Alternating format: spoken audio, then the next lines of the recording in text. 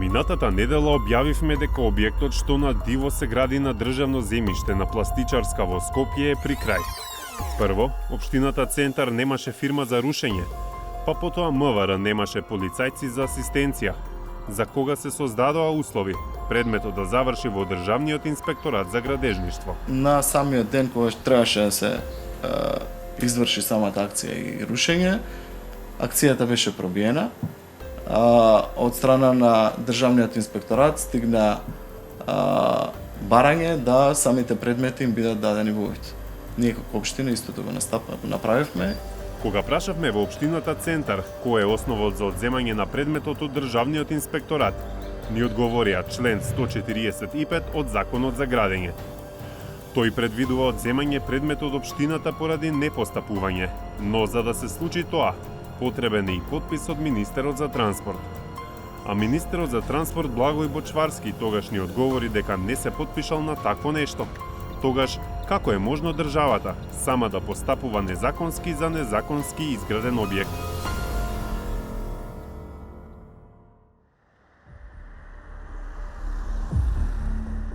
Ако се суди по изгледот од надвор, диво изградениот објект на државна земја на Пластичарската улица е речиси готов, а додека на булеварот Никола Карев во Скопје градењето е завршено.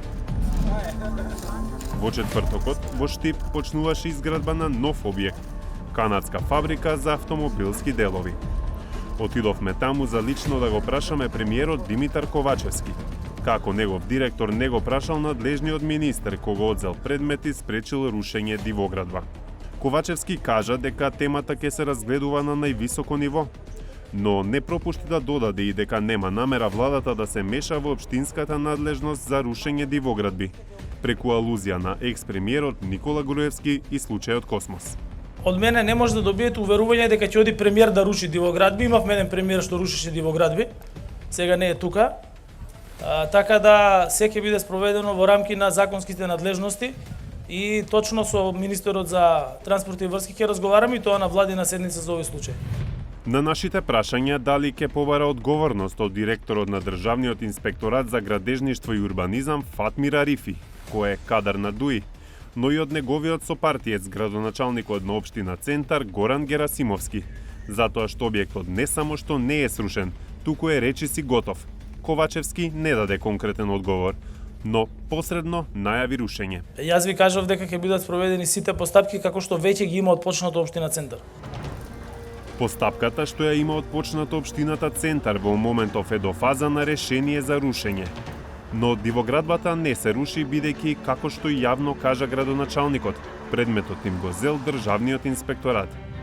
Но откако минатата недела од Центар ни кажаа дека предметот го даде согласно член 145 од Законот за градење, а ние потоа откривме дека министерот не го ставил неопходниот подпис за инспекторатот да им го одземе предметот, прашавме во општината зошто го даде предметот на инспекторатот кога немало подпис од Благој Бочварски. На барањето одговорите да ни ги даде градоначалникот Горан Герасимовски во интервју пред камера. Од општината Центар ни одговорија негативно, со образложение дека тој ќе биде на пат, па побаравме да добиеме барем писмени одговори. Судејќи по Facebook страницата на Герасимовски, градоначалникот не бил на пат, па добивме одговор само на писмено и тоа по речиси цела недела чекање. Во него, општината не го споменува ниту членот 145 од Законот за градење, ниту кој било друг член и закон по кој го отстапиле предметот. Сега вела дека биле цел на вонреден инспекциски надзор. Од страна на Државниот инспекторат за градежништво и урбанизам до општина Центар доставено е барање на 23 март 2023 година за прекид на постапка за посочените предмети, со цел вршење на вонреден инспекциски надзор и увид во предметите од страна на ДИГУ. Од ДИГУ до општина Центар на 27 март 2023 е пристигнато барање за преземање на предметната документација со цел утврдување на фактичката состојба за спорните парцели.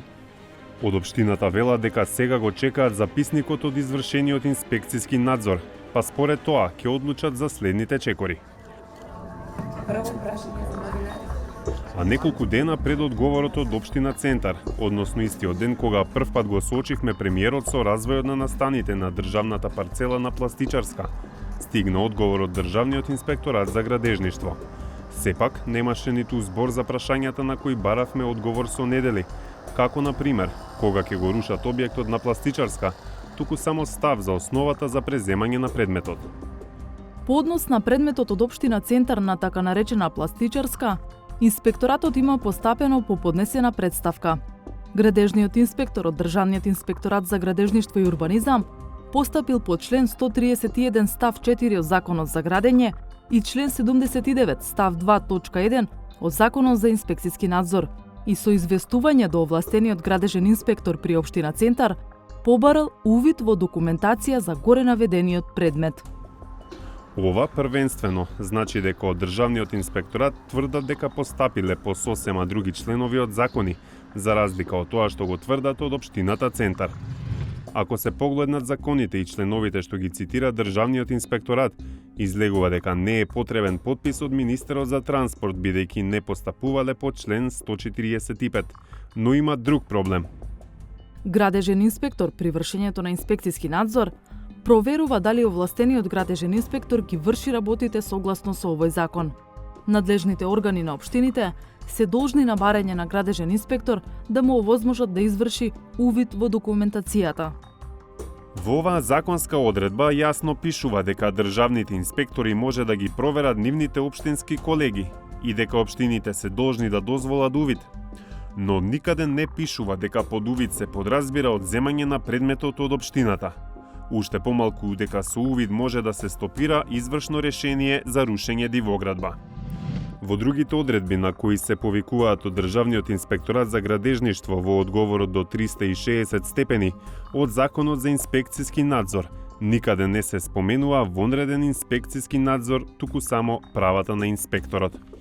Инспекторот при вршењето инспекцијски надзор има право на пристап онаму каде што смета дека е неопходно и во секое време, во простори и деловни простори, локации и транспортни средства, и право непречено да ја разгледува целокупната потребна документација на субјектот на инспекцијскиот надзор. Бидејќи случајно или не, одговорот од инспекторатот го добивме по изјавата на премиерот од четвртокот.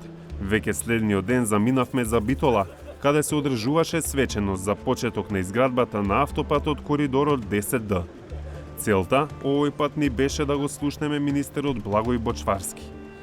Му пристапивме пред церемонијата, објаснивме што бараме и ни закажа средба за подоцна. По свеченоста, министерот за транспорт прифати разговор, но не и да даде официјална изјава.